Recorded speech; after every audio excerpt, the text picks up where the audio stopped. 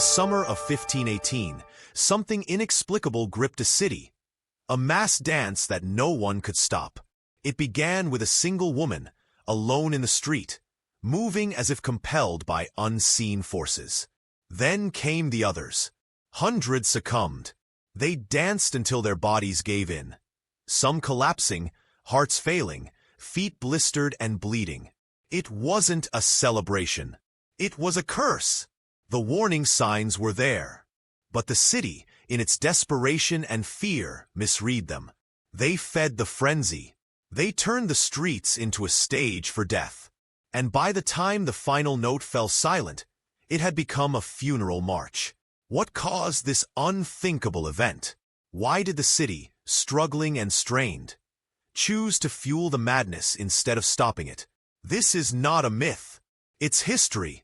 But why did no one stop it, even when the warning signs were right in front of them?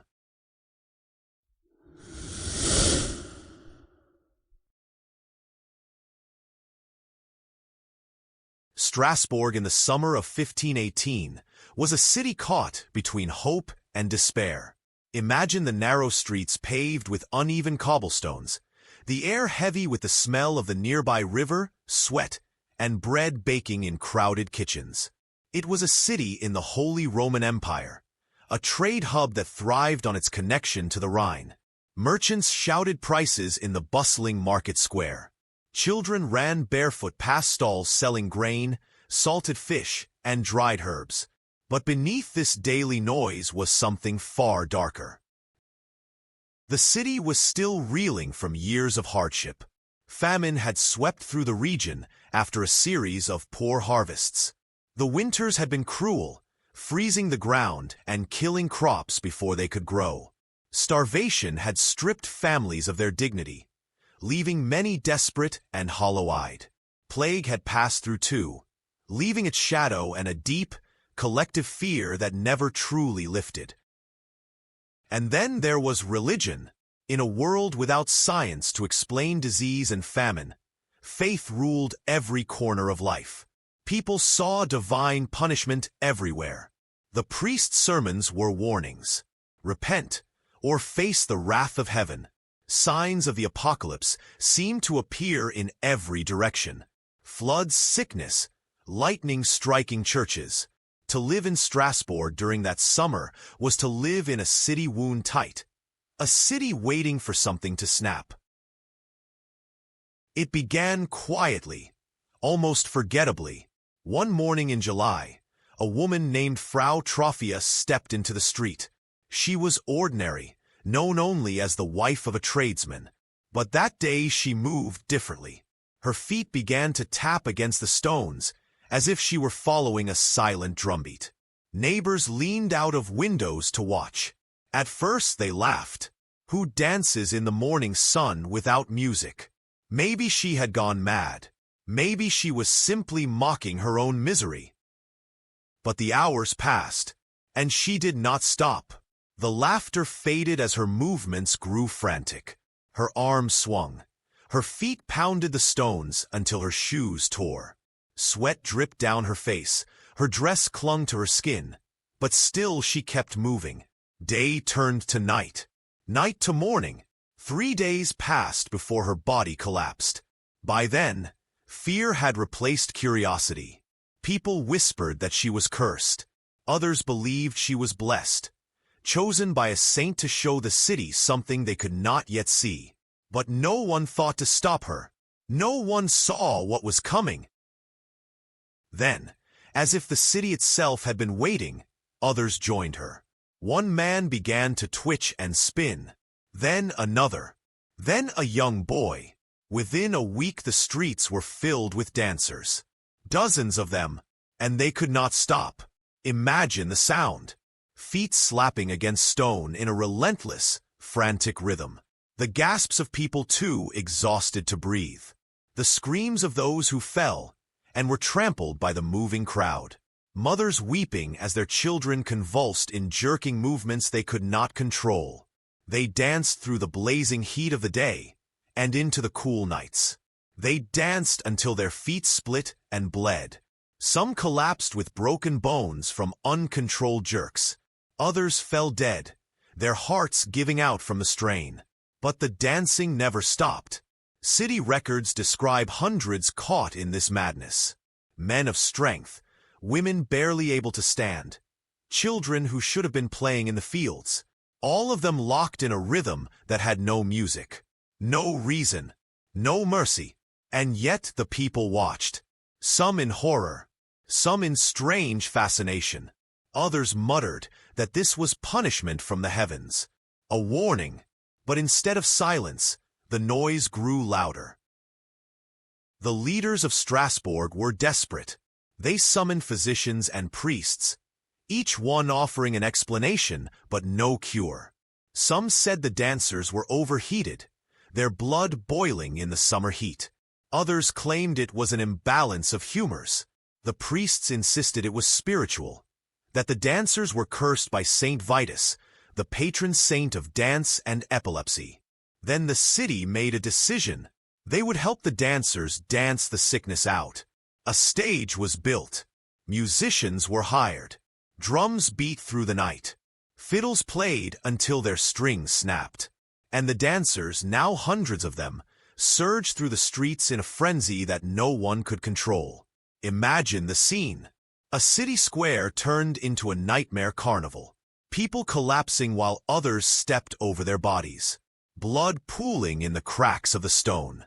Musicians playing faster, as if speed could cure what rhythm had caused. The sound echoing through the narrow streets like a grotesque celebration of death. Every note only made it worse. Every song pulled more people into the madness. And still the city cheered. Still they believed they were helping. But the music was not salvation. It was a funeral march.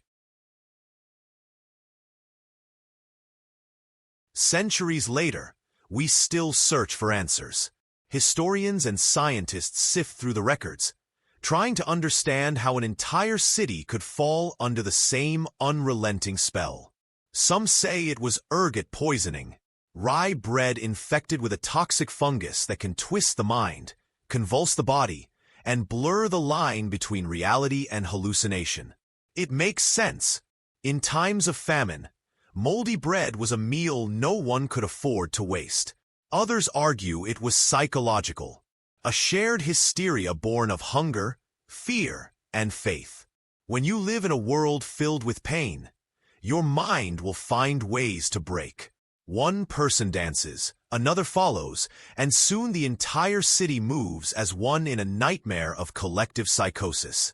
The deeply faithful believed it was spiritual, a punishment from the heavens or the work of Saint Vitus. To them, the only way to stop the curse was to surrender to it, to let the body dance until the spirit was freed. There are darker theories too, whispers of powerful guilds using the chaos to tighten their grip on the city, of manipulation hidden behind sermons and music. None of these theories can explain everything. None of them answer the same question: why did it stop? Then, as quickly as it began, it ended. No one knows why. The dancing slowed. The music stopped.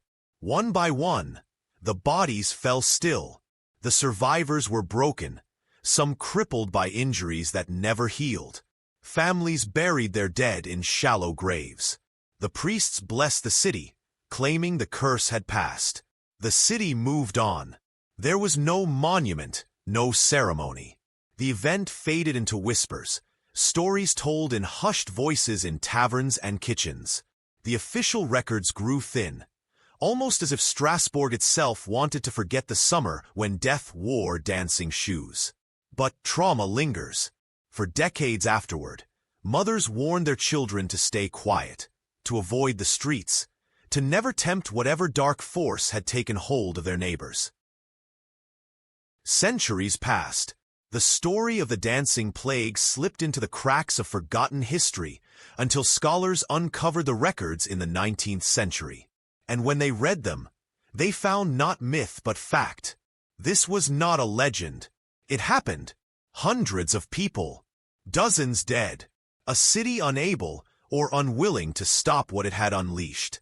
Today, we look at Strasbourg in 1518 and we see a warning about how fragile we are, how easily fear can spread, how quickly desperation can turn a crowd into something unrecognizable.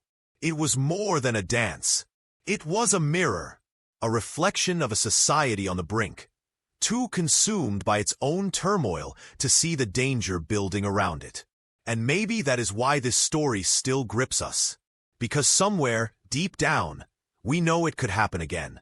Different time, different place, but the same human mind, the same cracks in our collective sanity.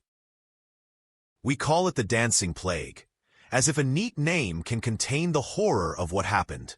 But for the people of Strasbourg, in the heat of that summer, it was no story. It was their reality. They ignored the signs. They turned their fear into a spectacle. And in doing so, they turned their city into a stage for tragedy. The music faded, the bodies were buried, and silence returned. But some questions never fade. Why did it begin? Why did it end? Was it madness, poison, or something far stranger than we can explain? And if you were as shocked and hopeful by this extraordinary story as we were, make sure to like this video, share it widely with your friends, and subscribe for more world-changing revelations about our planet's future.